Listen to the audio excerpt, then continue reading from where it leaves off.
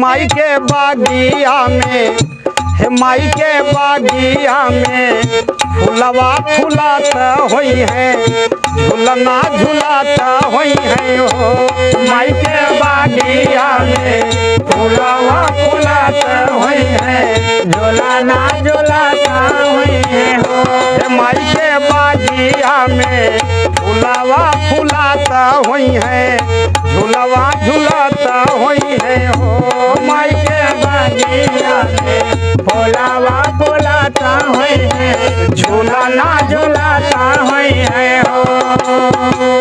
केहू फूल माला केहू हार पहनाई केहू फूल माला केहू हार पहनाई केहू फूल माला केहू हार पहनाई केहू फूल माला केहू हार पहनाई केहू कुछ खाली हाथे शीश झुकाई केहू कुछ खाली हाथे शीश झुकाई।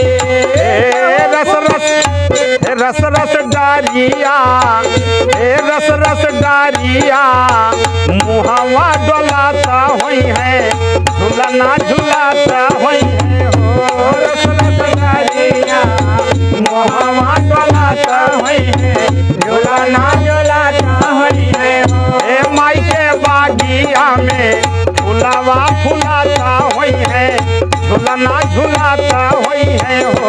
माई के बागिया में फुलवा फुलाता होई है झूलना झुलाता होई है हो। बाजत होई ढोल कहीं होला कीर्तनवा बाजत होई ढोल कहीं होला कीर्तनवा बाजत होई ढोल कहीं होला कीर्तनवा।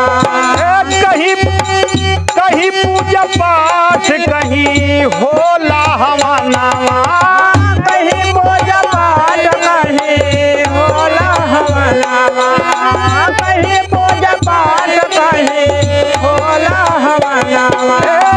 बाजत होई ढोल कहीं होला कीर्तनवा बाजत होई ढोल कहीं होला कीर्तनवा बाजत होई ढोल कहीं होला कीर्तनवा।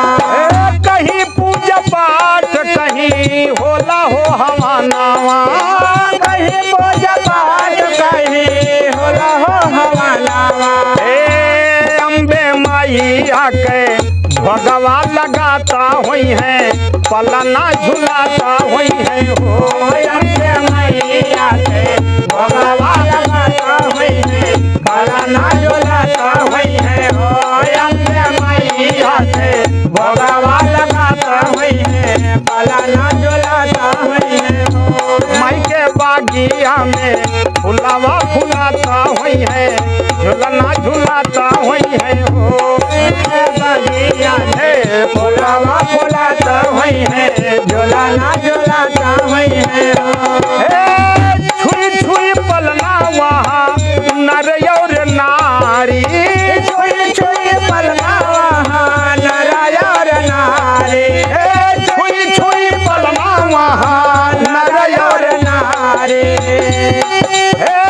झूमत होई है सब झूमत होई है सब लोग माई के दुआरी झूमत होई है सब लोग माई के दुआरी झूमत होई है सब लोग माई के दुआरी। पंडा भोरावे क्योंरिया खोलाता होई है पलना झुलाता होई है हो। पंडा भोरावे क्योंरिया खोलाता होई है पलना झुलाता होई है हो। माई के बागिया में खोलाता होई है झूलना झुलाता होई है हो। माई के बागिया में फुलवा फुलाता होई है पलना झुलाता होई है हो।